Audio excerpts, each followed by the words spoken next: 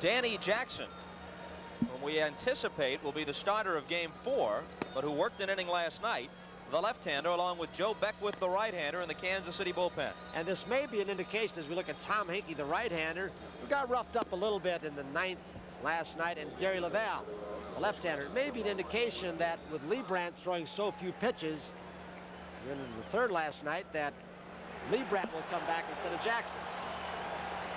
And now how important does Dennis Lamp become? And the job he has already done in keeping them close. He's faced 8, retired 8. He's done it all year long. And remember, when he came in, they had a man at 3rd and 1 out. He got them out of that without the run scoring.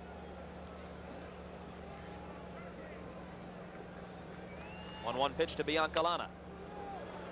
Upshaw, easy out.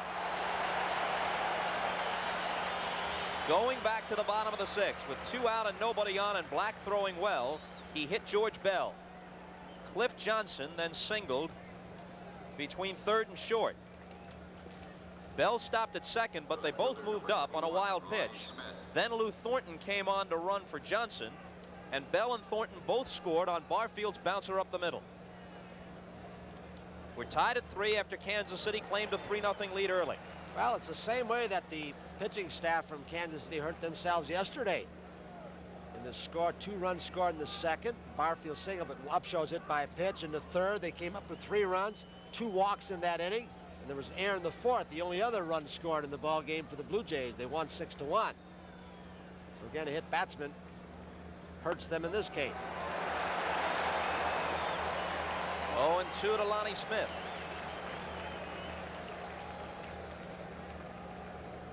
He was the guy at the plate when Lamp came on. He had just narrowly missed a home run off Jimmy Key. That signaled Key's departure. They check down at first. No, says Jim Evans. Don't know, and I don't think Lonnie Smith knows how he laid off that pitch. It was close, and it was a tough slider. He was just fooled so badly he couldn't pull the trigger.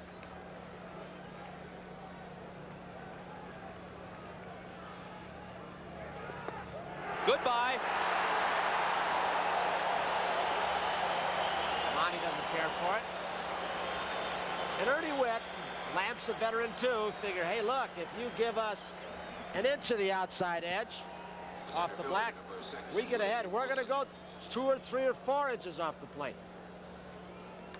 Lonnie's reaction there could be described as perplexed but polite. The expression told it all, but nothing said to Dale Ford. 3 strikeouts for Lamp now. 10 in a row set down by Lamp now.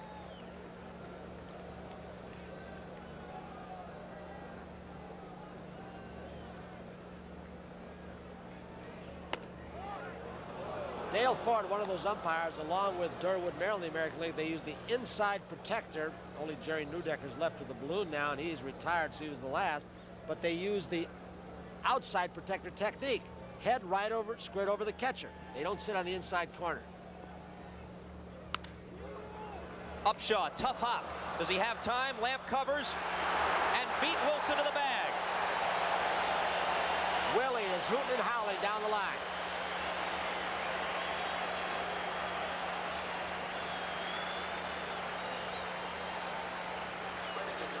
Lamp had to get over in a hurry. He almost didn't get there in time. The ball knocked down on the in-between hop by Upshaw. Awfully close. Once he didn't handle it cleanly, Upshaw knew he'd have to hurry with Wilson running and Lamp. Let's see. Ooh, was it close?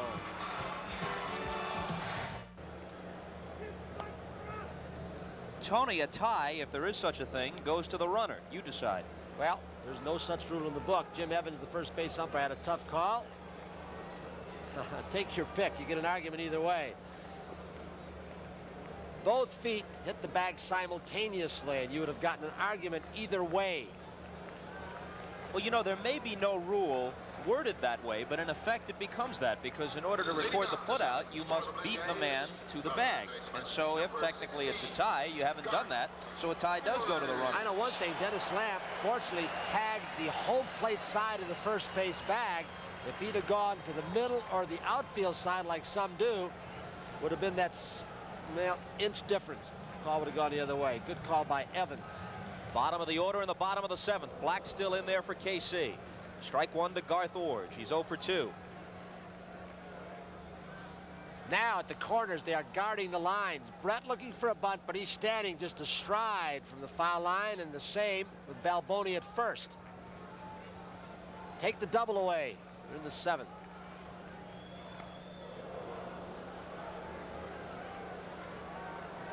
Jackson and Beckwith were warming earlier, but now the KC bullpen is quiet. Bud Black with 2 outs hits Bal. A couple of singles, a piece of hitting by Barfield that was really nice for him.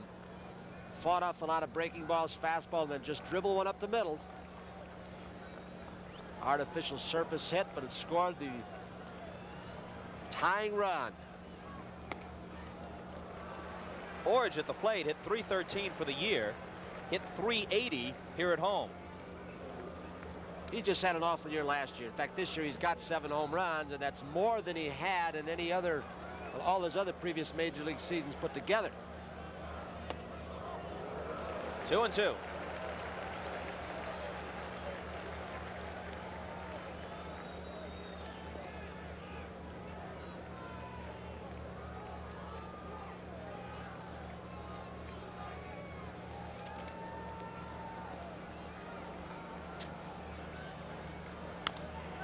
Chopped up the middle. White has it click off his glove. Orge rounds first, and Wilson fires it back in. I don't think with Orge's speed that even had White made the play that he could have thrown him out. And Frank White knew that, so he was starting to break. He could have caught the ball and thrown an off-balance throw or just kept on going and not gotten anything on. He was trying to break so he could plant the foot to get the Orge, who runs well, as we saw earlier in the ball game. Now Brett and Black are going to have a conference. This is the kind of situation with a left-hander against left-hander. Even though Bobby Cox sacrificed only 21 times, he may have Witt sacrificing. He's got Fernandez hitting next out of the 9th spot, and Tony Fernandez drove in 51 runs during the regular season. And I think the quandary is this. That's why Sundberg and Brett went in with Black. They know the scouting reports show that Cox doesn't bunt much, but in this situation he might. So there's confusion on their part, and they want to get it straightened out. An outwardly impassive Hauser. Witt bunts it foul. And when you don't bunt a lot during the season, it makes it a lot more difficult when you come into postseason play. Black did just what he had to do. He was trying to find out something, run the fastball up and in, get the pop up, or at least find out what the runner and hitter are doing.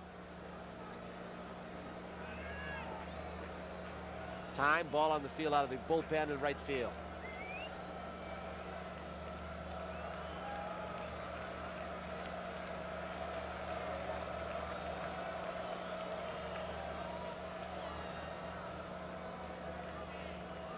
Now Ernie wants to get it straight. And as we told you, they played 4 extra inning games during those 12 regular season encounters. Ernie Witt still doesn't have it straight. He steps out again. You would think they're going to throw fastball here in the event that he is bunting. And Witt is a good fastball hitter. And a chant of Ernie, Ernie starts at Exhibition Stadium.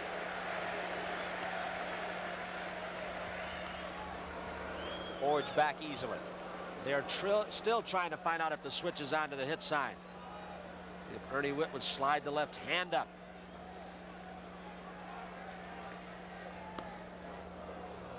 He pulled the bat back. It's 1-1.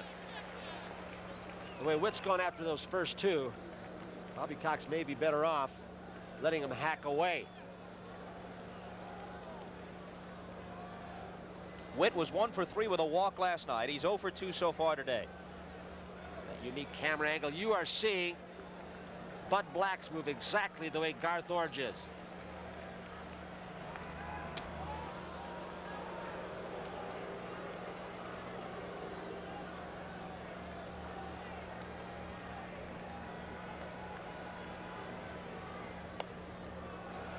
Still had the bunt on. 2-1. Well, he may bunt again, but I'd be surprised. 2-1. Look for the takeoff if you can. That's the first thing many times sign stealers look for. Try and pick up the indicator. A lot of guys who are adept at stealing signs steal it from the manager rather than the coach. Orge again is back. The signs from the manager to the coach are less complicated than from the coach to the player. Well, in most cases, you can't steal them from the manager because he hides in the corner. A lot of possibilities. Hit and run, bunt again, straight hit. The bunt. Nope. Black pounces on it and goes to second. They get the force, but not the double play. And you get a faster runner off the base pass in Orge, who could score on a long base hit or a double, and a little slower runner in Ernie Witt on now. Unusual strategy. Many managers will tell you in a short series or in a pennant race they will manage exactly the same way. Regular season, I'll guarantee you, Ernie Witt would not have been bunting against any kind of pitching, even a left-hander, with a 2-1 count in a tie game. Orge put some pressure on Biancalana. That little bit of pressure may have allowed Witt that extra step so he could beat it out at first. Fernandez, who was 2 for 3 in the opener, has walked and struck out today. Garcia on deck.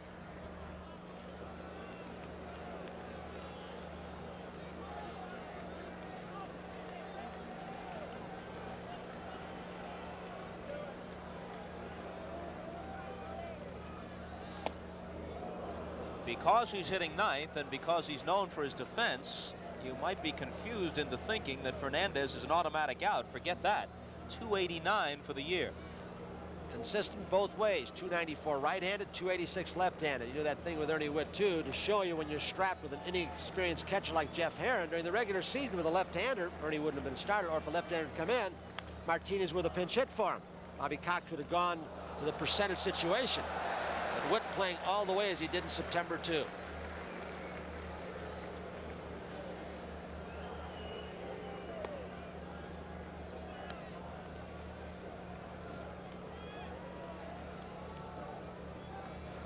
These close series, and we just showed you 10 of 12 by 2 or less runs they've played this year. 5 by 1 run. Those little things. Will it be Cliff Johnson with a base running move early? George Brett's error earlier in the game? The lack of the sacrifice? Games get so tough and hinge on just one play or not executing. 3 runs, 7 hits, and an error for the Royals. 3-5-0 for the Blue Jays. The error by Brett set up an unearned run. Blind, and Black somehow saves his life and the inning. That got him and not his glove, and then he trapped it with his glove. A bullet, and we can only hope that it just took the wind out of him. A tailing fastball that Bud Black could not defend against. He could not get out of the way. Ernie Witt gets hung up. He's gone. And Black immediately headed down the runway and toward the clubhouse. The tie is preserved. I don't know how many folks have had a chance to stand on a major league pitcher's mound and look at a hitter. It's frightening how close it actually is. Sometimes we take that for granted. The ball can get back on top of you very, very quickly. Black was hurt, but he made the play, turning it into a double play. Start off a little bit about over 60 feet, 6 inches and a fraction away, and when you follow through, usually about 6 or 7 feet closer. I don't think that ball got any piece of his glove. Lavelle comes on. Told you he's had some problems. He's on for one specific reason. George Brett leading off the 8th. Maybe only one hitter that he'll face and test the elbow. Dan Quisenberry gets up, so apparently that ball did not catch much of Bud Black's glove. You want to talk about a player who is a presence, a guy an entire inning is managed around. You can talk about George Brett, and he would be on any list of hitters who fit that description in the major leagues, no matter how short that list might be. Here's Dennis Lamp, who is not allowed a base runner, and I doubt that he was incapable of pitching another inning. But this late, and Brett in the midst of a season in which he hit 30 home runs, the porch so inviting here in right field, Lamp will not get the chance with the game on the line in the 8th inning to face George Brett. The next 2 hitters, McRae and White, for that matter, the next several hitters, Balboni, Motley, Sundberg behind them, all right-handed. And that's why he may just face Brett, and that's it. He's had difficulty with the elbow problem throwing that hard slider that, along with that good running fastball, he always threw hard over in the National League. Had a cortisone shot in the elbow, I guess, a few weeks back when he popped his elbow last week against the Detroit Tigers against Parrish. Went out to see Dr. Frank Jobe. Really said he shouldn't pitch anymore, rested for 6 weeks, but he wanted to play in the playoffs. So Lamp's work is done. He faced 11, and he sent 11 back to the dugout.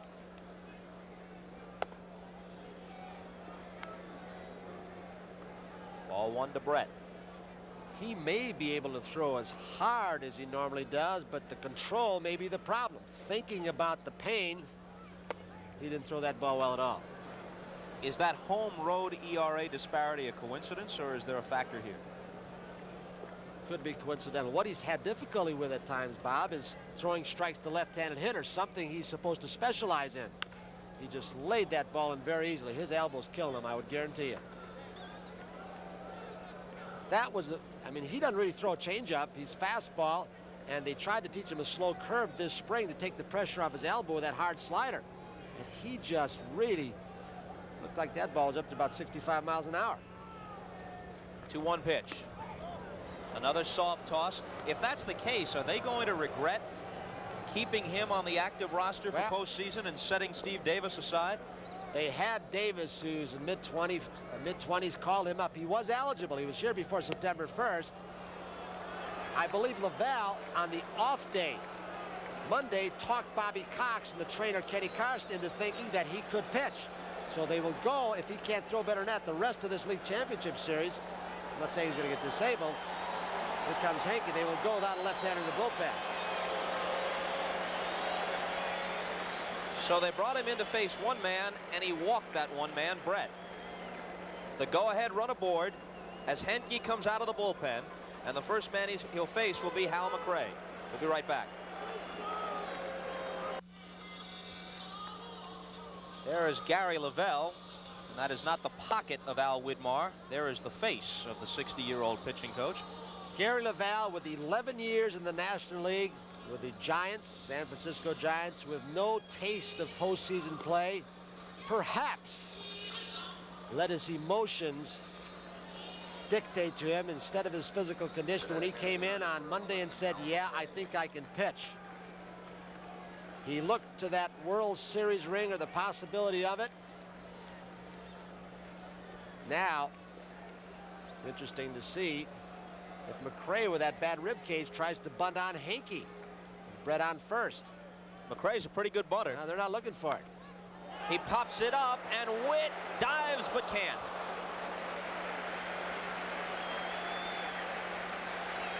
Garth Orange was playing deep at third. Upshaw was coming in. He was holding Brett, but with that damaged muscle in his side, nice try by Ernie Witt. That's a tough play for a catcher because you are springing out from behind home plate toward the pitcher. That's where your momentum is in case he deadens the ball on the dirt surface. You're going to get that ball and take a shot at the lead runner. McRae may be on his own as this. If he feels good enough to swing, Hauser may let him. If he feels he might hurt himself against Hankey, he may lay it down on his own. Hankey worked the ninth last night. He was touched for a run. Wilson and Brett singled against him, and then Orta brought the only run home with a sacrifice fly. During the regular season, Henke blew the Royals away. 5 innings pitched, no runs allowed, 8 strikeouts against them.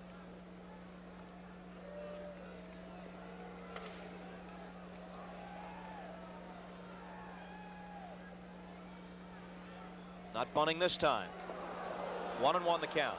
And both bullpens are going in this 3-3 ball game.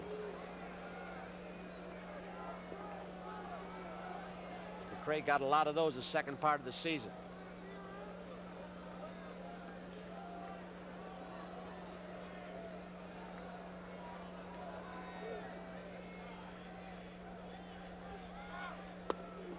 Two and 1 to Hal McRae.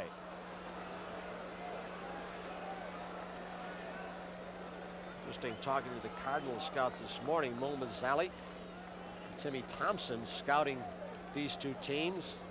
As the Cardinals beat the Dodgers, they were saying, gee, what was wrong with Hanky yesterday? He didn't come in and throw the ball well. Hanky, with that 6-run lead, threw a lot of fork balls and some changeups. He really wasn't throwing the fastball as hard as he's thrown it this year at times. A piece of business here, as again we remind our viewers, we'll select the NBC Light Beer for Miller Player of the Game at the conclusion of the contest. And don't forget Joe and Vin tonight. Dodgers Stadium. Dodgers, Cardinals. Bill Caudle begins to throw. Tudor against Valenzuela. The runner going. And McRae fouls it off. The Blue Jays had the best bullpen performance overall in their team's history this year, but it didn't go the way they expected. They thought that would be the case because of the presence of Caudle and Lavelle. They went out and spent the money and made the trades and the moves, gave up some good personnel to get them.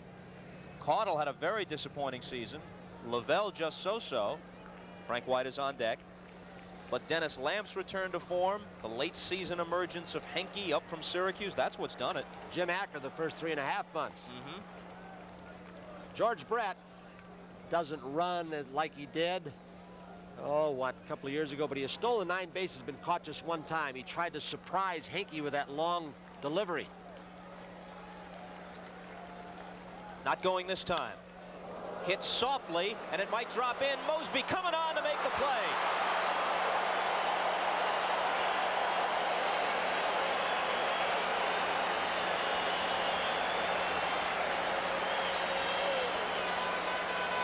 He got a good jump on this ball, Bob. Was playing for McRae toward right center field and relatively deep in this tie game. Remember Mosby on Friday? Ball popped to right center field. Would have been the 3rd out in a 3-3 ball game. Popped out of his glove. The 4th run scored, and the Yankees pushed him 1 extra day to Saturday. Henke lacing up. Quisenberry was up in the bullpen for Kansas City. Then he sat down. He probably felt he was ready, and when innings started getting a little slower, he sat down. Now he's back up again.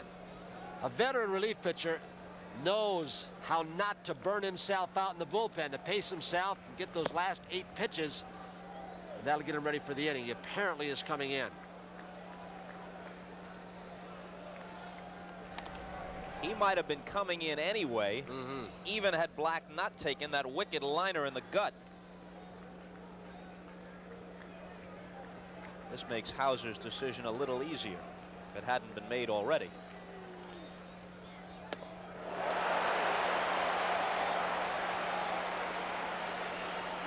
During the regular season, Henke struck out 42 in just 40 innings pitched, allowed just 29 base hits. He did have 4 home runs hit off him over, however. In the 2 seasons prior to this one, the Blue Jays and the Angels blew more late inning leads than any other teams in the American League. The Blue Jays won their division, and the Angels contended in theirs, partly because they each improved their bullpens considerably. Donnie Moore, of course, for Gene Mauch. And we talked about Lamp and Acker, and then Henke for Bobby Cox.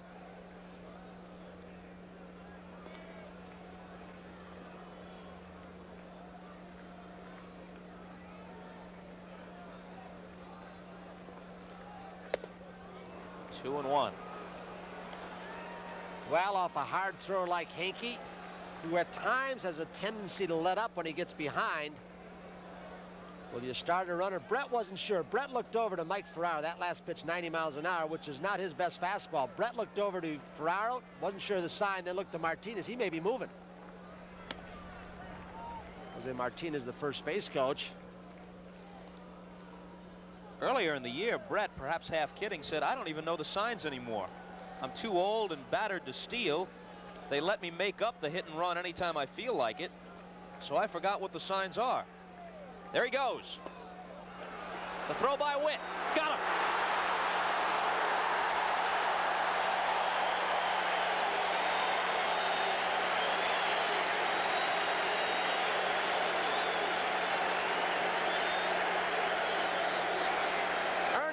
who's had that badly bruised right shoulder, has worked hard to quicken his release. Look at the quick footwork. Not much on the throw. The ball being low and away. Frank White did not protect Brett by swinging at it. And he's gone. He got rid of that ball in a hurry, even though there wasn't a whole lot on it. Quick release by Witt.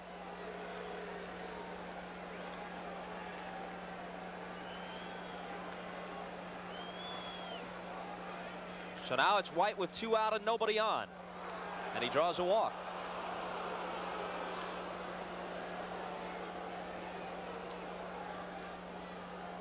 Well, Tom Henke, not the ideal type of pitcher to start a runaround.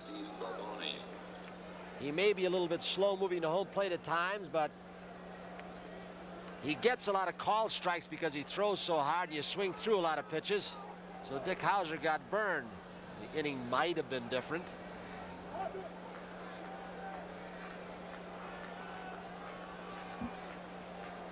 A high fastball pitcher against a hitter, Balboni. They think they can get out with high fastballs. Balboni's hitless in the series. But we'll repeat what we said last night. Hauser puts it this way: I cannot tell when this guy is in a slump. His swing is the same, whether he's hitting homers or swinging through the ball. I just let him go up there and hack, and occasionally something good happens. More than occasionally this year. Wasn't his fastball, probably the forkball. And what started out as a rather drab ball game through a good part of it with the fans really not in it has become very exciting and typical of postseason play. And one thing, the fans might not have felt it, but the electricity postseason play is what World Series pressure used to be like. Get to the World Series, they're talking now the possibility of the winner's share being $100,000, loser's share maybe 60. Does that make as much difference to most modern players as maybe the 10,000 did to you when your salary might have been 25 or 30 with the Yanks? I can't speak for the modern player. I know this: after you go through 162 games with the chance of losing it in either 3 of 5 or 4 of 7 it is right now, takes a lot of pressure once you've gotten into the World Series. Oh, I think the winning and the losing still carries the same pressure and the desire to excel, but I don't know if they can ever get the shares up high enough for it to matter as it used to the old timers. They used to count on those World Series checks as a big, big bonus. Well, I would disagree with you in this. I don't think the desire is any less to win at any time of the year on these players today as opposed to years ago. I said that. I don't disagree with that. The notion of disagreeing with you is repellent to me. The 2-2 pitch drops down sidearm and misses. So a small edge to Kansas City, as White will be running and might be able to score on an extra base hit. And in this tie ball game, in this situation now, the outfielders have moved almost back to the warning track. Bell in left is not going to get a ball hit over his head. Mosby much, much deeper, as is Barfield. Concede that single. You don't want that runner coming home. Look out. Trick play. Henke almost missed Upshaw. As hard as he throws, you don't want to have that play fouled up, do you? Rolling around down the right field corner. He kind of short-armed that one after he saw at the last second that Upshaw might not be there. There goes White. Balboni might have tipped it, but in any case, Witt held it.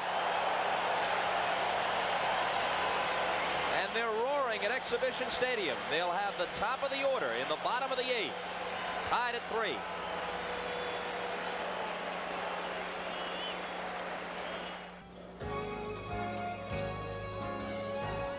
Game 2 of the 1985 American League Championship Series is brought to you by Miller Beer. Miller, made the American way since 1855 by Ford and your Ford dealer. Have you driven a Ford lately? By RCA, creators of video technology that excites the senses. And by Burger King, home of the new Whopper. Aren't you hungry for Burger King now?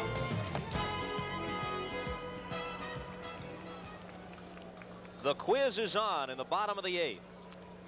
37 saves this year to go with a record of 8-9 and an ERA of 2.37. The previous 2 years, He's saved 45 and 44. 45 in '83, then a major league record. Tied the next year by Bruce Sutter over in the National League with the Cardinals. And Quisenberry was just one behind Sutter in '84. He saved 44 last year. He's now led the American League for 4 consecutive years in saves. The thing that's been troublesome to Quisenberry, that control. He hadn't kept the ball down at the knees as much as in the past. Always had exceptional control. And his hits to innings pitched has gone up in accordance with that. Also 8 home runs this year, which is unusual for him in that ballpark especially. Brett on a short hop, juggles and got it. He stayed with it. George Brett did not have a chance to play any big hop, or as Casey Stengel said, Big Bill. He smothers it, kept it in front of him. Snap throw with that strong arm. And remember, he had to come a long way because he's playing even with the bag and guarding the line in this ball game.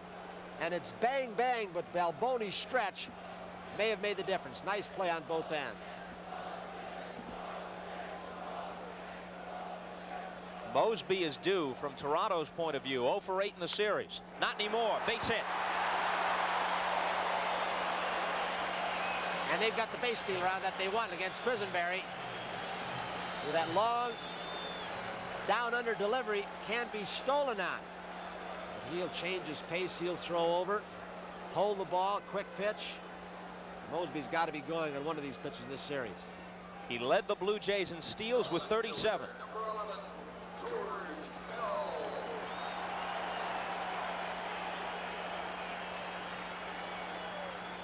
Shouldn't say he's got to be going. I think he's going to be going. Bell doesn't have a hit, but he scored 2 runs. Came home on Johnson's double after he reached on Brett's error in the 4th. Then after Black hit him with a pitch, he scored one of their 2 runs in the 6th. One thing about short relievers, generally speaking, they've got to come up with a good move. More so in the National than the American League because there's Al Oliver in the on-deck circle. Thornton scheduled in that spot. He pinch ran for Cliff Johnson.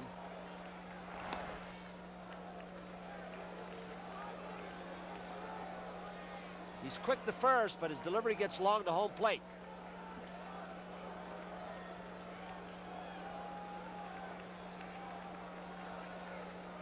Bottom of the 8th and a 3-3 tie.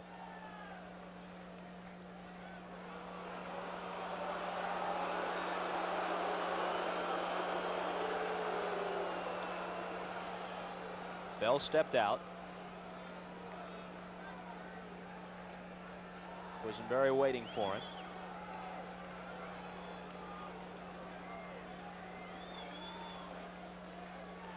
The runner is going. The throw by Sundberg. He's in there with a headlong dive and on his way to third. It not only got by White, but it got through Biancalana backing up.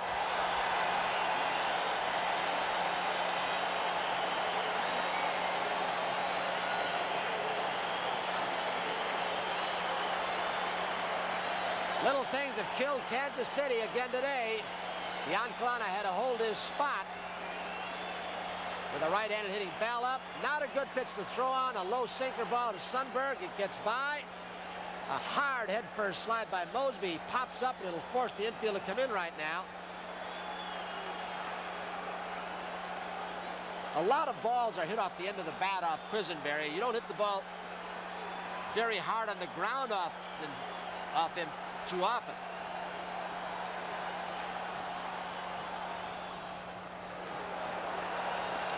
Two 2-0 to Bell with Al Oliver on deck.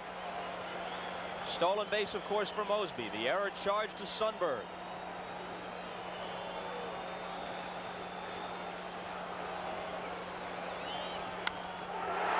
In the air to right center field. It's going to give Toronto the lead. Motley with the catch. Mosby can walk home.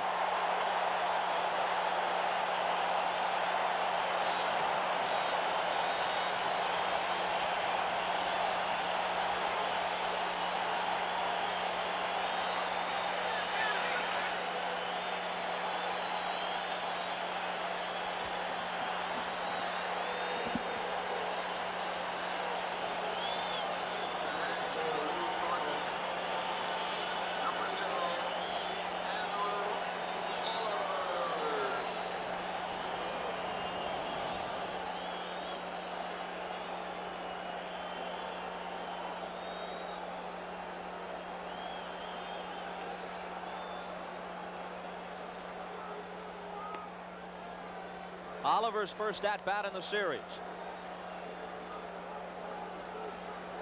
A 3-0 lead that at this point has gotten away from Kansas City. Willie Wilson coming in. He's camped under it now. But a 1-out single by Mosby. A stolen base for Lloyd. A throwing error for Sundberg, and a sacrifice fly from George Bell put the Blue Jays a half inning away from a 2-game lead. They built it on a 2-run homer by Willie Wilson in the 3rd and an RBI double from Jim Sundberg in the 4th. Then the Blue Jays started to come back. Bottom half of the 4th, George Bell reached on a George Brett error, scored on Cliff Johnson's double down the left field line.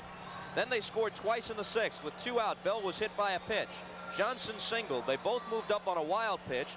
Thornton ran for Johnson. Barfield bounced a single up the middle. Both runners scored, and the game was tied. Now, on an unearned run off Quisenberry in the bottom half of the 8th, they've given Henke the lead as we move to the 9th. And so far, in all the scoring innings for the Blue Jays in both games, the Royals have done something to hurt themselves. 2nd inning yesterday, hit batsman. 3rd inning, 3 runs, 2 walks. Error by Balboni in the 4th, a run. Those were the 6 runs yesterday. Sheridan bats for Motley, swings and misses at the high heater.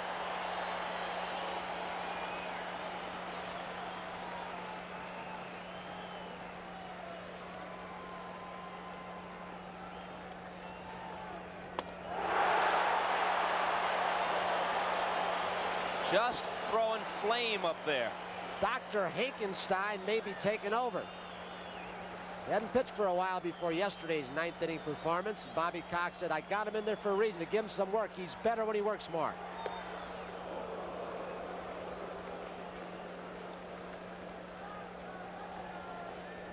Sheridan last night in game 1 was 0 for 3 with a walk.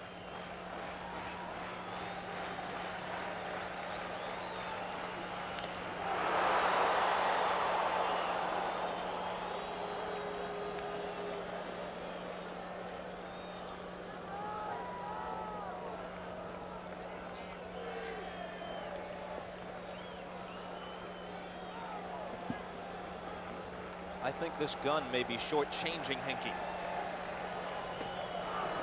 Didn't miss by much. 2-2. He didn't throw that hard. He tried to spot a little sinker, low and away. Turned it over a little bit. Apparently has been given permission to blow in his hands while on the pitcher's surface.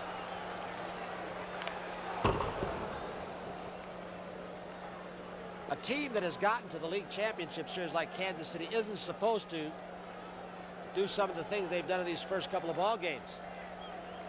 Hit batsman, that's what happened today. Error by Brett in the 4th led to a run with a double RBI. Hit batsman with 2 outs. Bell in the 6th. 2 runs came home. Well hit by Sheridan to deep right. This game is tied. A pinch hit homer by Pat Sheridan. And it's even up at 4.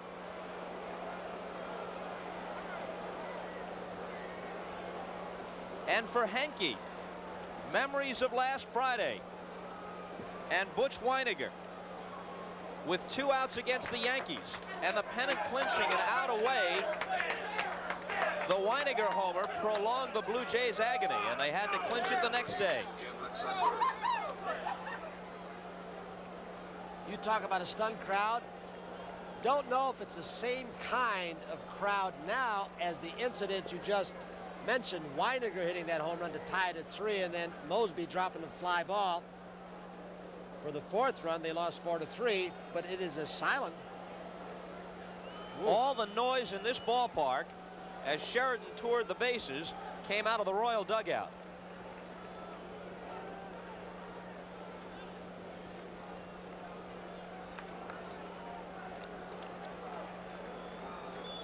So now up comes Sundberg.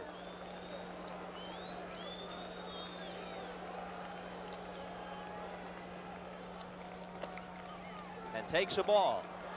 During the regular season, Royals pinch hitters hit just 156 with 1 home run and 17 runs batted in. I think that isn't a clutch hit for Pat Sheridan.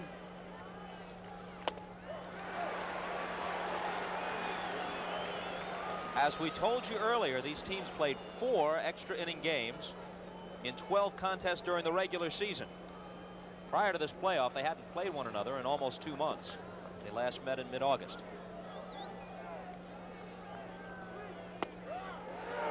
1-2 to Sundberg. They played each other in Kansas City the first 3 ball games of the season. They were all one-run game, 1-0, 2-1, and 3-2. Extra innings involved there also. You know, he's not throwing hard consistently. He'll throw a real good fastball and pop it, and then not quite as much on it. I've often wondered, and some pitching coaches have said this, when you throw that split-fingered fastball, forkball if you will, and change your release point, you can become inconsistent. That one he threw harder.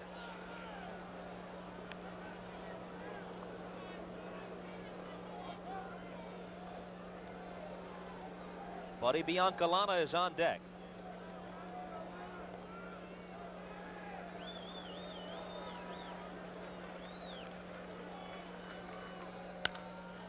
Right at Fernandez.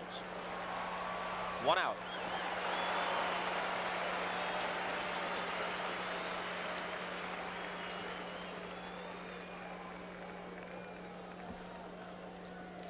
Biancalana goes back, and Dane Orge, who had a pinch hit double last night, comes out of the Kansas City dugout. And as we approach 6 o'clock here out in the Eastern time zone, that temperature's dropping a little bit. Wind still blowing out to right field, or from left to right. It's getting a little cooler. For the shortstop, Buddy Biancalana. Number 9, Dane Orge. Orge was hitting for Biancalana in the 8th last night when he lined a 2-out double to the wall in left center. Dick Hauser still has Orta and Jamie Quirk from the left side.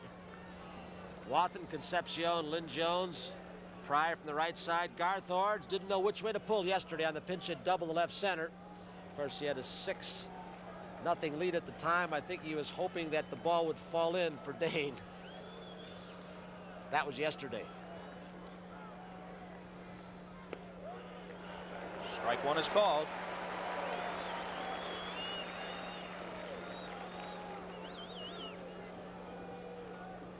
Lonnie Smith is next. Good power to right and left center field for Orge.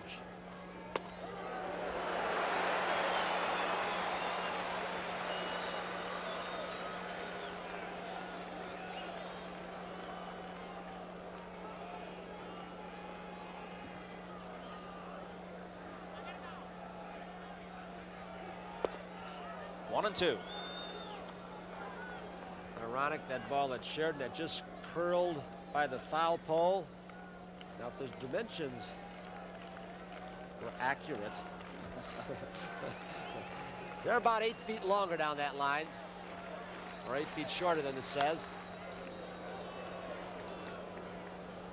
Well, the Blue Jays probably have taken advantage of it more frequently than the opposition, so they can't kick. Well, that's what's surprising. The Blue Jays have hit 4 more home runs on the regular season than Kansas City, but they've done a lot smaller ballpark. Kansas City really has deceptive power. 2-2. The Royals have 2 homers today. Wilson in the 3rd to give them the 2-0 lead. And Sheridan with the pinch hit homer here in the 9th to tie it. I think a Balboni, for instance, would be a 40 home run guy in a lot of other ballparks, especially here.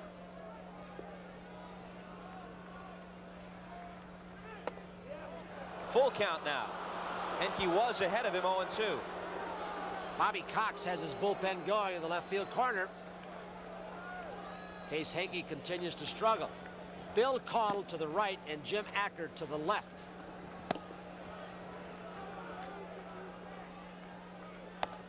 He works him for a walk. And Henke had him no balls and 2 strikes, and Orge very patiently waited him out, fouled off a couple pitches. There'll be a pinch runner now for Dane Orge as Onyx Concepcion comes on. And he'll remain in the game and play shortstop since Orge hit for Biancalana. Running for Dane Orge, number 2, Onyx Concepcion. The thing about Henke during the regular season, we told you about his strikeout to inning pitch just above that. He only walked 8 in 40 innings during the regular season, so his control usually is very, very good. For a hard thrower, that's a very low base on balls total. Unless you're Dwight Gooden.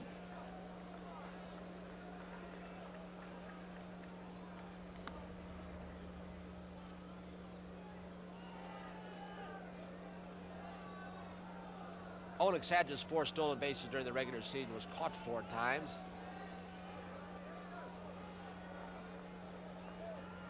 Not going. Strike 1.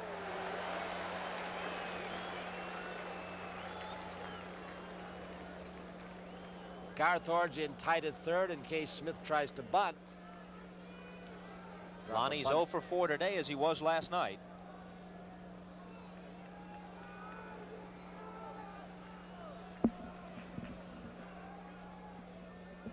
The emergence of Vince Coleman hastened his departure from St. Louis and certainly helped win the division indirectly for Kansas City. 1-1. See, Whitey Herzog had thoughts of not starting Vince Coleman against Valenzuela because he didn't hit him that well during the season. Apparently, Vincent's going to start against Valenzuela tonight. Van Slyke won't, though, in right field. They'll go with the red-hot Cedeno, who hit over 400 for them after they picked him up from the Reds.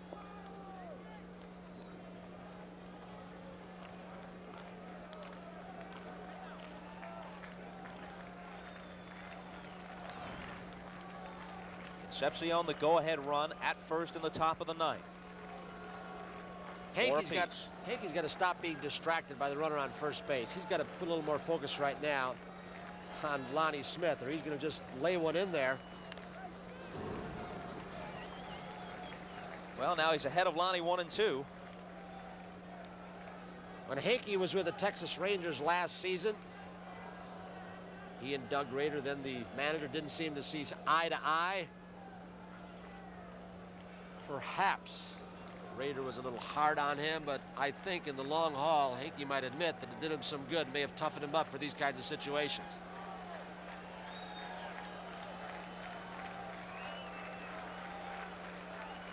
Oh, look out. Comes down sidearm, and Smith gets a piece of it and stays alive. That's a pitch that's been very effective for him a lot this year. Doesn't throw it quite as hard, but it's got better movement on it. And he gets that right-handed hitter backing off the plate, bailing out.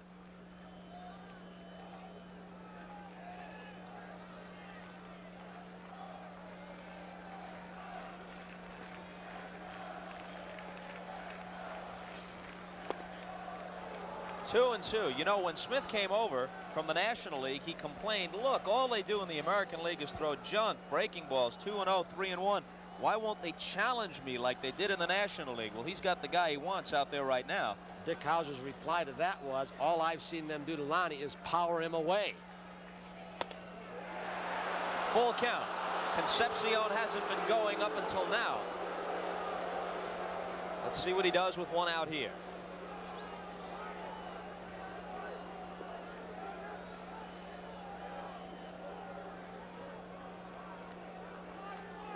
I think he's going. We'll see. Smith has struck out 69 times in about 500 plate appearances during the regular season. There he goes. Swing and a miss. The throw. Strikeout, throw out.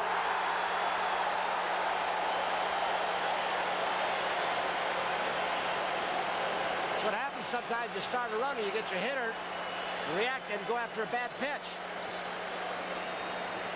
Might have been there, might have been outside. Tony Fernandez goes right into traffic. Who says he's fragile? He went right into the path to make this tag. Ernie Witt once again, very quick release to get Concepcion. We go to the bottom of the 9th. Tied at 4.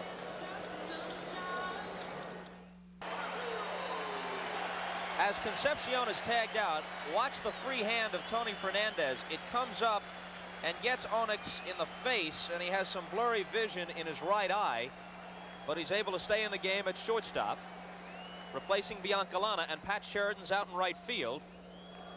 And what a dramatic home run for the Royals by Pat Sheridan. Pinch hitting, leading off the 9th for Motley. He curls one around the right field foul pole. Barfield starts it in the bottom of the ninth.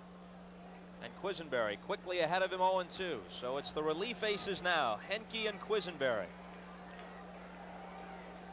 Quisenberry converted to that relief spot in the minor leagues by Johnny Sullivan. When Johnny Sullivan was asked why, he said, well, I didn't think a starting pitching assignment from him would be good. You see him 3 or 4 times in a ball game, you figure out his delivery.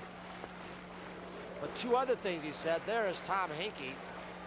Gave up that home run to Sheridan leading off the ninth. But he also said he can throw strikes at the knees and get you the double play, which was very important also, like that. He stays right down at the knees. Willie Upshaw is on deck, and then Garth Orge is scheduled, although we might see Rance Mullenix against Quisenberry. That's Bobby Cox's normal pattern. Again, the 1-2. Got him. A weak and late swing. And Barfield's a strikeout victim.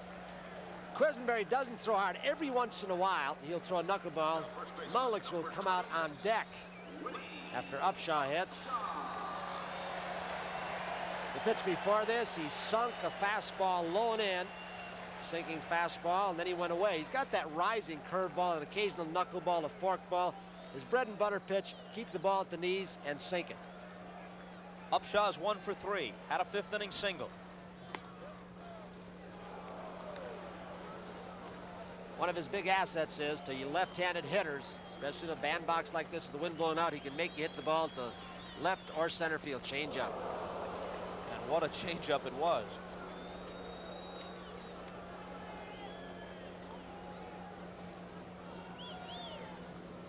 Upshaw had 16 homers this year in what could fairly be called an off season for him.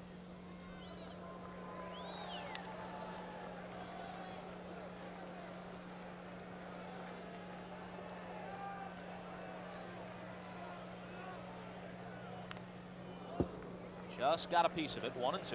Willie Upshaw and Lloyd Moseby both tapered off the middle of last season. It carried on into almost the middle of this season. Upshaw had a reason, rib cage damage, a hand damage. He said his rib cage didn't feel well until almost June of this year. Then he pulled a muscle lower down on his side.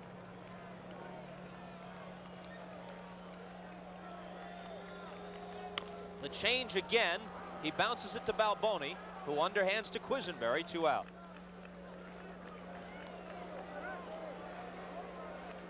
The motion of Quisenberry, not from completely down under. Remember when he first came up, how Kent Tekulve of the Pittsburgh Pirates helped him?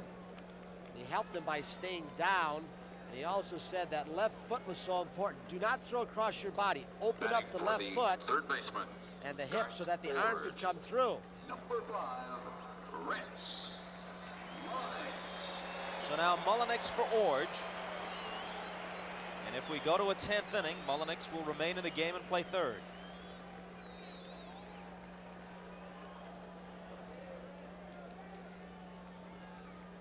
Rance the kind of guy that has a chance to hit Quisenberry. He can go the other way.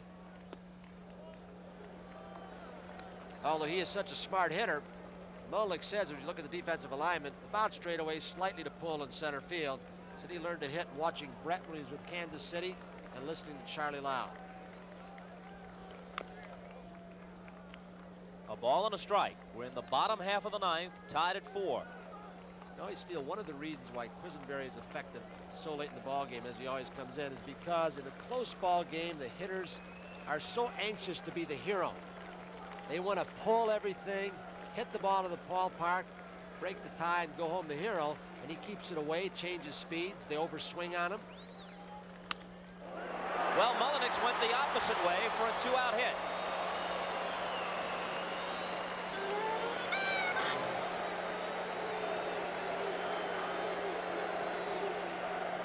With Quisenberry, though, he makes you beat him with a series of singles. In the past, anyway, not too often with a long ball.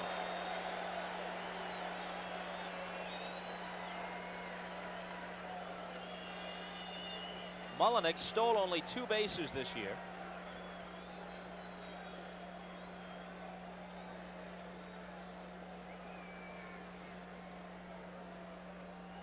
turned out to be one heck of a ball game, hasn't it? Fernandez moves into the on-deck circle in case Witt prolongs the inning. That's out of play. He doesn't ever seem to show you the same pitch twice. Dick Hauser now doing a little movement with his defense. Until Balboni, I believe, we'll see, to play behind the runner. Or is he going to? No, he's going to hold him on yet. Mullen says you indicated not a base stealer. Witt's a pull hitter. You can see the defensive alignment. He's not going to protect the gap. 4 runs, 8 hits, 2 errors for the Royals. 4-7-0 for the Jays. Both Kansas City errors led to unearned runs. A called strike 2.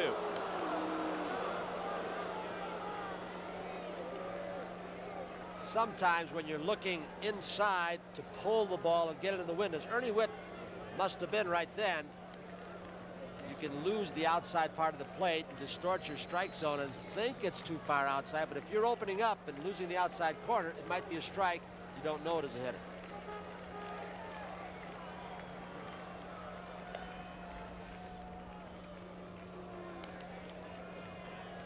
Talking about the good hitters who can hit out of zones, look inside or out. Certain pitches. Struck him out. Second strikeout for Quisenberry in the inning. Mullenix singles with 2 out, but he's stranded at first. For the 5th time in 14 meetings this year, these two go to extra innings. Well, we may play here right up until the first pitch at Dodger Stadium tonight. In any case, Vin and Joe will be ready to call it. John Tudor against Fernando Valenzuela, a matchup of fine left-handers, and fine may be an understatement. This year, Tudor was a great one, and Valenzuela, of course, has been that in the past. What's the latest report you get on the condition of Jackie Clark and also Pedro Guerrero? Guerrero missed quite a bit with that sprained wrist, got back. 2 important men. Are they completely healthy, I wonder? They're not completely healthy. Clark isn't for sure, but they'll play. Willie Wilson in the 3rd inning gave Kansas City the lead batting right-handed when he hit a homer off Jimmy Key. Here it is. Starting off the 10th inning for the Kansas City. Biancalana had led that 3rd inning off with a single. It was a 2-run home run. They are in at the corners. Mullenix and Upshaw. They've shortened up in the middle of the diamond too. Wilson is 2 for 4. Mullenix, of course, staying in the game at 3rd. The homer Wilson hit was the first he has ever had in postseason play. Counting that homer, he has 22 home runs lifetime, 13 of them inside the park. Checks his swing and might get a base hit out of it. It's his 3rd hit of the day. Gonna be some fun now. Hanke and Wilson and Ernie Witt's arm. Of course, with George Brett up, Hauser may have a different idea. You steal him and they pitch around Brett, even in this tie ball game. Plus, you want that hole left open for Brett, but we'll let Dick Hauser figure that one out.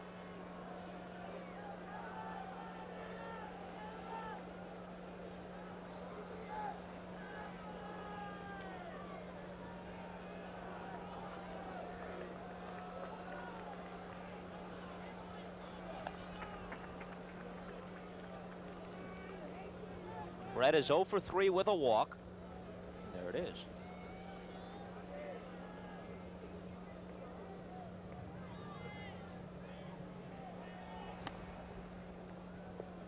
That check swing base hit gets the Toronto bullpen up very quickly again.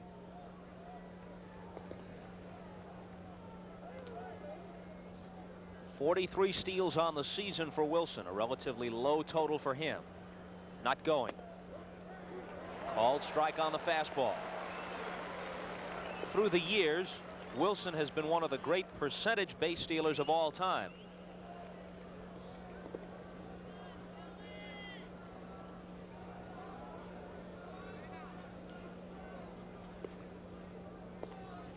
Not going again. Swing and a miss, strike 2. Looked like the forkball, the pitch he developed in Venezuela in the Winter League, specifically for tough left-handed hitters. For what it's worth, both these teams have played well in extra innings. The Blue Jays 12-5, Kansas City 11-7.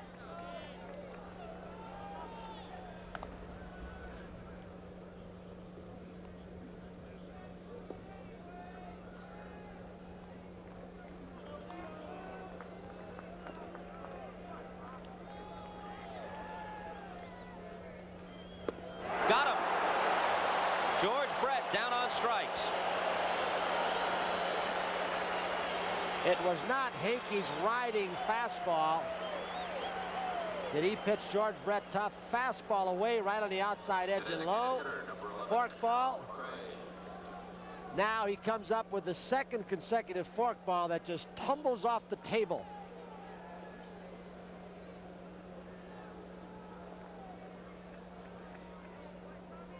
So George is 0 for 4 after last night's 3 for 4.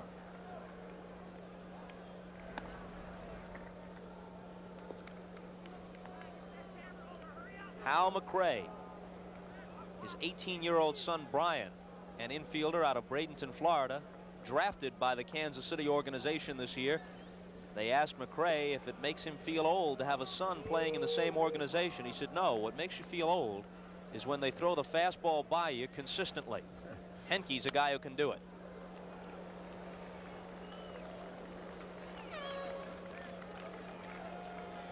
I would expect in this situation that Willie Wilson is going to be off and trying to get in scoring position for McRae and then Frank White. He did a false start the last time, still not getting 1 foot on the turf.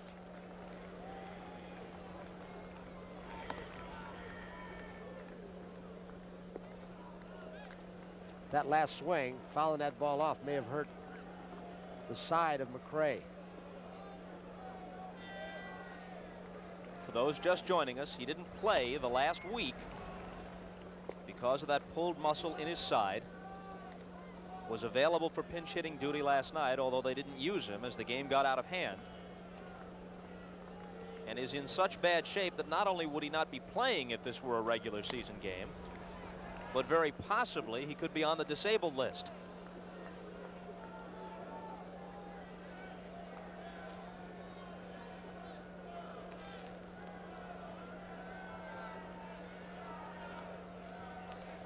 Wilson bluffs the go, and McRae fouls it out of play. Dick Hauser, like most managers these days, has a lot of different signs. A stop sign, don't steal. A pick your pitch, you got to go on this pitch. I don't know what he's got on, if he's got the stop sign for Willie. I'd be surprised with his speed. Think that he'd be wanting to get in scoring position. Willie Wilson may feel he hadn't been able to read Hankey. Pitch out, but nothing's on. When you look at Hauser, the expression doesn't tell it. The eyes don't tell it. But maybe the way he was working that gum over is the indication of the tension he feels inside.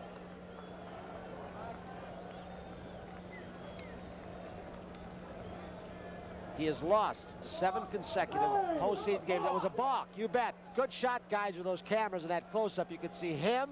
Jose Martinez at first also yelled that he balked.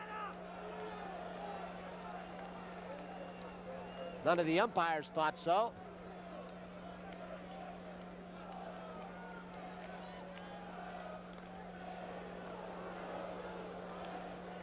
Wasn't sure, just saw it out of the corner of my eye. I think what they thought was that maybe Hankey, standing on the rubber, had just almost imperceptibly started from that hand behind him, started and then stopped.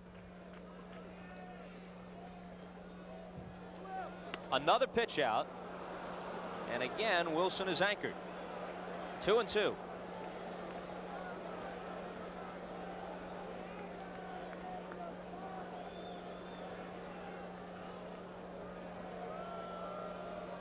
Hauser to Ferraro, and Ferraro on to McRae. There goes Wilson, and he'll have to come back.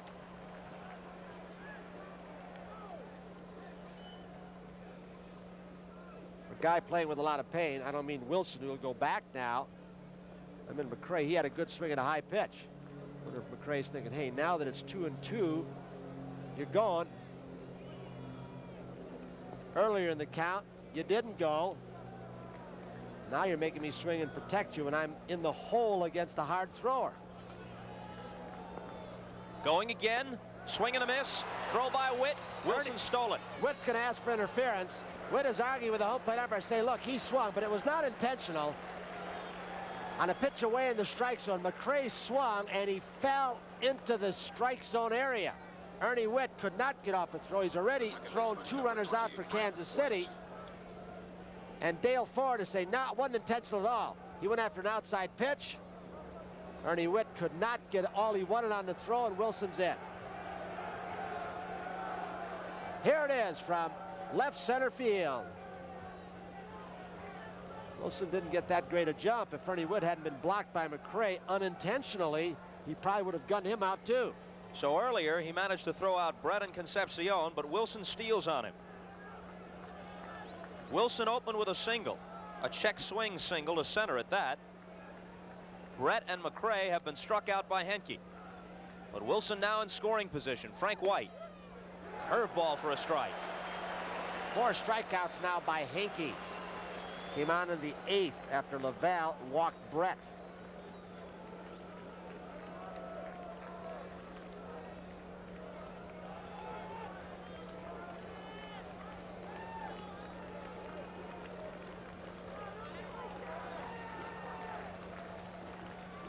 Fastball is smacked into center, and Mosby up there. I haven't seen the call yet. He's coming in, and they say safe. The center field umpire, or rather the second base umpire, looked over to the right field foul line umpire for the call. Oh, we're going to have a rhubarb now. Ted Hendry came out, did not see it. He immediately looked to Davy Phillips on the right field foul line, the crew chief, and Davy Phillips, who did not have the angle that Hendry should have, waved the safe sign. That was not the right field foul line's call. But Hendry didn't see it, I don't believe. He was turning, the ball was hit so hard, and he didn't do his job. I hate to be that cruel to him, but he looked immediately away, and he is explaining now, hey, look, I just didn't see it. The ball went over my head. I tried to get out of the way. I had my back to it. The man who's supposed to call it. He caught it. I don't think that ball hit the turf. Did he catch it? Well, we'll show it to you again. And I don't think Mosby was consciously decoying when he continued his stride toward the dugout. He honestly believes he caught that ball. This isn't over yet. We'll show you a replay again.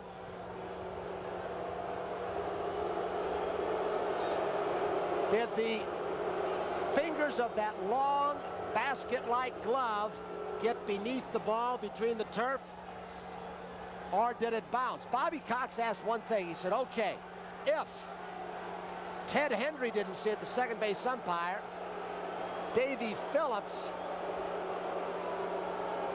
I think it may have skipped, but it is still difficult to tell. Folks, we've shown you a lot of angles. This appears to be the best one. Wow. You see it one time, you say it didn't. Bobby Cox went to Davy Phillips and Henry and said, okay, now, if both of you are not sure, let's go to another umpire. They had a conference behind second base, and the call stands. Great replays, guys. Boy, it is still so difficult to tell. Wilson scores, and the Blue Jays now trail 5-4. Here's Balboni. Mosby tried to decoy, so perhaps he doesn't even know whether he got it or not. I doubt if he even knew. I mean, you've got these long gloves now. Look like cestas from a highline match. And it's not hitting in the palm of your hand. It's hitting all leather. High to Balboni, 1-1. In the bottom of the 10th, Fernandez, Garcia, and Mosby are the scheduled hitters. So the little bit of a block out also comes into play there on the hard swing by McRae, forcing Ernie Witt to make a low throw. This ball is squibbed down towards second. White avoids being hit with it, and Garcia throws Balboni out. But the single by Wilson, the stolen base, and the disputed single by Frank White have given Kansas City the 5-4 lead as we go to the bottom of the 10th.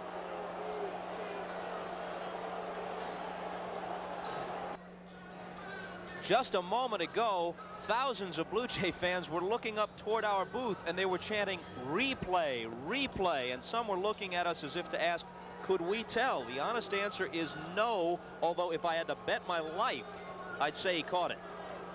Well, Ted Hendry, it was his call. Perhaps I was too hard on him, but I don't believe even Mosby knows. He thinks he catches it. If you see White beneath the glove, I think he caught it. I do too. I don't see any White beneath that glove. It is so difficult to tell. We had 4 different angles with 4 different cameras for you. The little things that have made the difference in these 2 ball games. Fernandez chops it over Quisenberry, but Concepcion is there. He double clutches and Fernandez is safe. If he got rid of it the first time, he's got him. I have never seen Quisenberry upset like that, but he was very irate. He went to George Brett and said, I thought he was out. What do you think? For a while there, I thought he was upset with Concepcion. Quisenberry had a chance to make a jump at this ball. Way over his head. Concepcion says, I have it. No, I don't. Didn't have a good grip. And Tony Fernandez from the left side with that outstanding speed has got something going for Toronto now. Another little thing that might make a difference. They're going to look for the bunt on Damaso Garcia. Brett and Balboni will be charging. The ruling is infield hit. Yep. He's safe. You betcha. A play that should have been made, though, even though it's a hit. Garcia's 0 for 4, and he's fanned twice.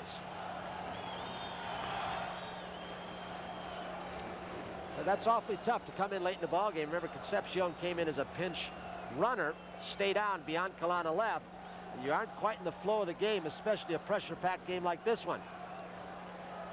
Didn't have a grip on him. Trying to find out for certain, if they can, if Garcia's bunting or not.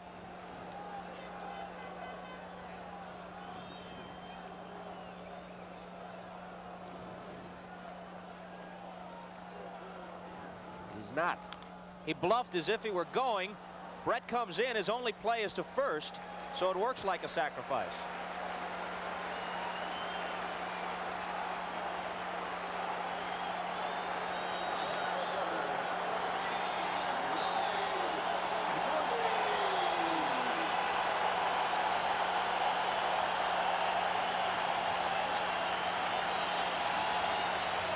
They're talking over right now whether they should put Mosby on and pitch to Bell. Oliver would follow Bell as he came on the DH spot.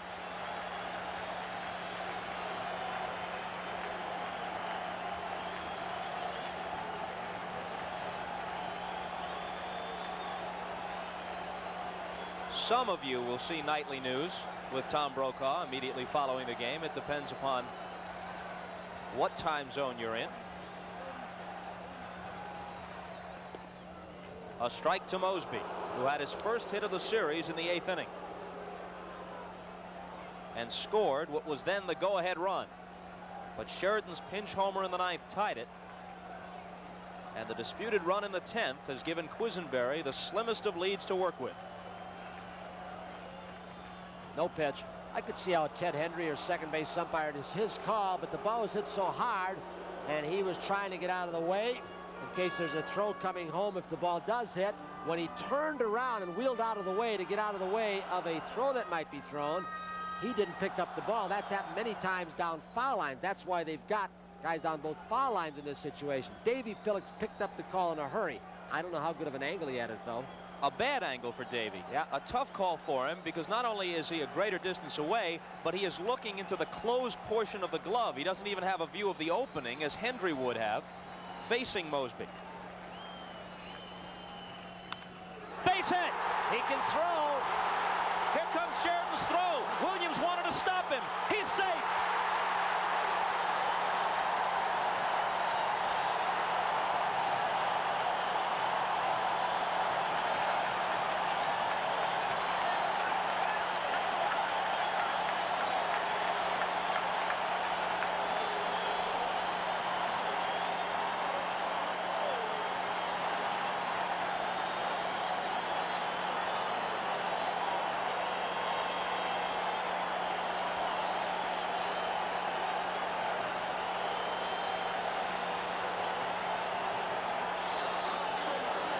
Mosby gets a low sinker. Sheridan charges the ball well on the slick turf. Makes a good throw. Jimmy Williams, with Bell coming up, may have been holding the runner Fernandez. Look at the good jump he got off second base. Watch Williams. He puts up his left arm, not both arms. No, well, you couldn't see him there. I think he went down the line initially, thought he was going to hold him, and then he kept him coming. But he went way up the line. A good piece of coaching by Jimmy Williams. When you've got a base runner like Fernandez, who with a good jump like that, and he cuts the bag like he did, you'll send him. Bell's already run through a stop sign in this two-game series. Mosby comes through. They're throwing a lot in the field in right field, and the umpire, Davey Phillips, has asked for time in a PA announcement. Dick Hauser had a choice. First base was open. Walk. Mosby, even though he would put the leading run on, Tony Fernandez scores the tying run, and we've got a great ball game. It gets better and better. It gets away. Throw gets away. And now Mosby's in scoring position. Kansas City has not played a good first game, nor have they played a good second game.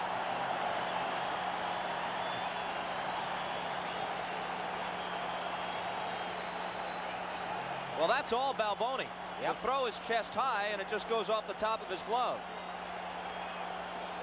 Be the third air charged to the Royals.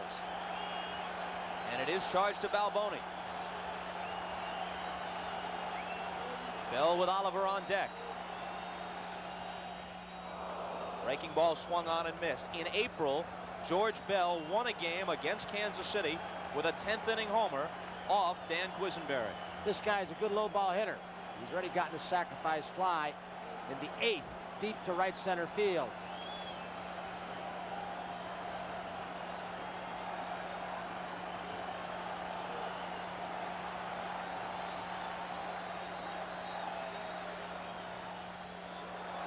One and one.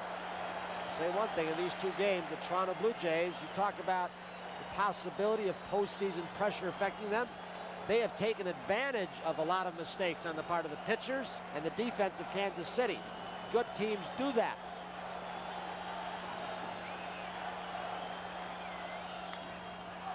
In the air to center. Wilson started back, now comes in and gets there. Boy, did that fool him, and the wind may have pushed it down a little bit. In any case, he was able to get there.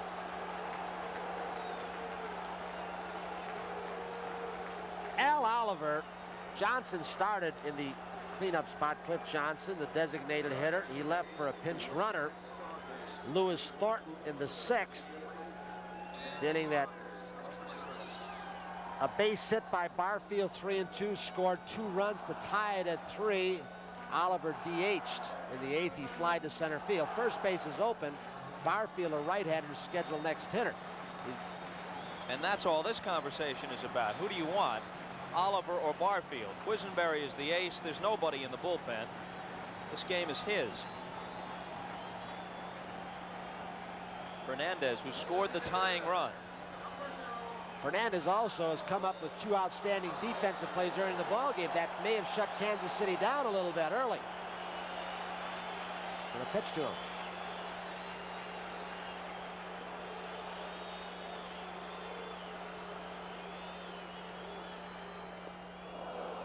A wicked breaking ball swung on and missed. Oliver in his 18th season, a .304 lifetime hitter. Out in the outfield, the Seagulls are getting very troublesome. They're lighting all over the field and getting in people's way. They feel safe knowing Dave Winfield isn't here.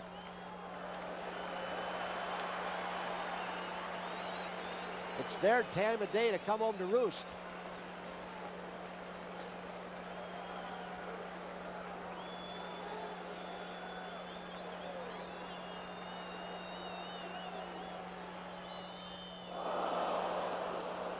That thing seemed to hang out over the plate for an eternity. I can't tell if those are his knuckleballs or not. He does throw a knuckleball. Oliver tried to wait on it and then almost screwed himself into the ground, taking his cut. a 60-mile-per-hour changeup or knuckleball. The 1-2 pitch.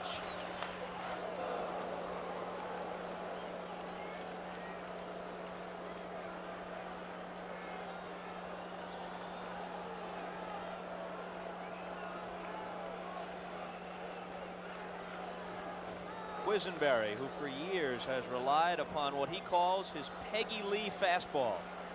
Is that all there is? That's what the hitters sometimes walk away thinking. But he's fooled them for 5 or 6 years now. Again, the 1-2. Outside 2-2. Was that a pitch too close to take? Wow. Where it was all but unhittable.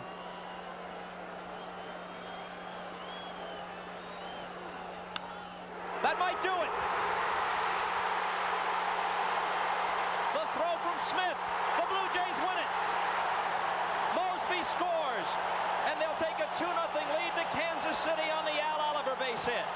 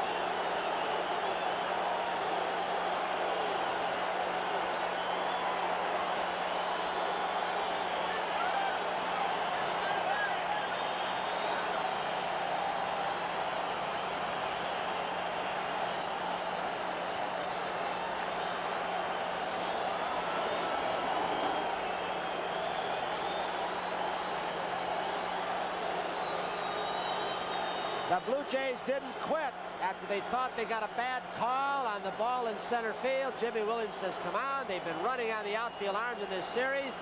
So they come back. Some misplays help them out again by the Kansas City Royals defense. We give the light beer from Miller Player of the Game to the entire Blue Jays squad and to their fans. So a check for $1,000 in the name of the Blue Jays goes to help fight multiple sclerosis. The only consolation for the Royals, the noose is not quite as tight as it would have been in past years if this were a best out of 5. There's still time to regroup. For Tony Kubek, I'm Bob Costas. See you Friday in KC.